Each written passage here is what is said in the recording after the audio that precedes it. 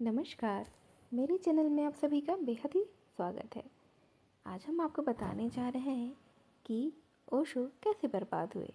आखिर माँ शीला ने कैसे उन्हें बर्बाद करके रख दिया।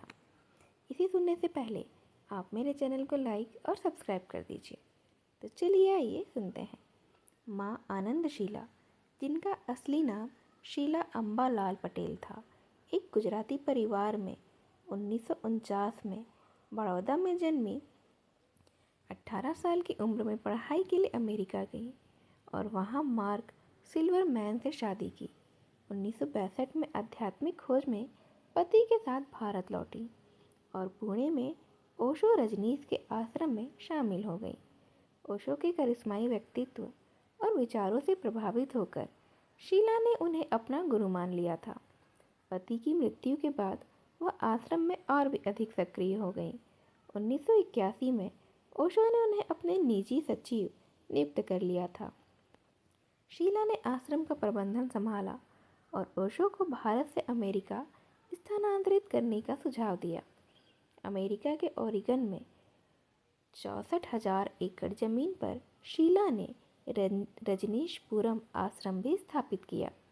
यह आश्रम जल्द ही एक भव्य साम्राज्य बन गया, जहां हजारों अनुयायी ओशो के दर्शन को मानने लगे थे। शीला ने इसे कुशलता से चलाया था, लेकिन उनकी महत्वाकांक्षाएं बढ़ने लगी थी।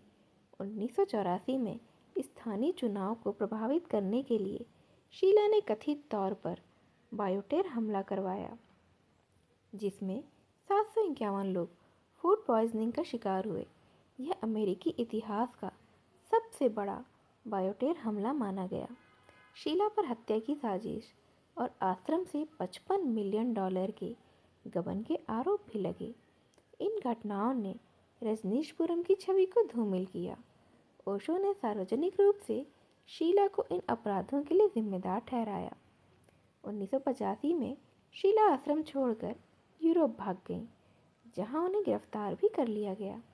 उन्हें 20 साल की सजा हुई, लेकिन अच्छे व्यवहार के कारण 39 महीने बाद उन्हें रिहा भी कर दिया गया।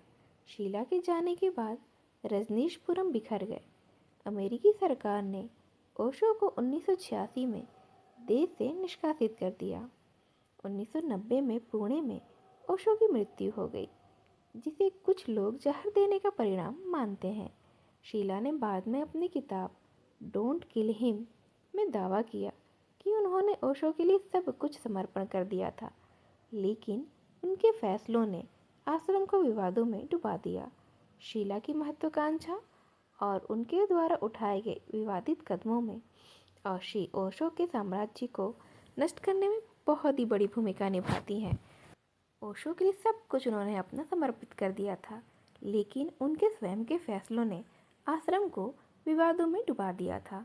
शीला की खुद की महत्वाकांक्षा, उनके द्वारा उठाए गए विवादित कदम और ओशो का उन पर अत्यधिक विश्वास, एक प्रकार से अंधा विश्वास, जो शायद उनके अत्यधिक प्यार की ही परिणति थी, उसकी वजह से ही ओशो का पूरा साम्राज्य नष्ट हो गया, जिसका एक प्रमुख कारण माँ शीला को ही माना गया था, जो कि कभी आध्यात्मिक क्रांति का प्रतीक बनकर रह गई थी।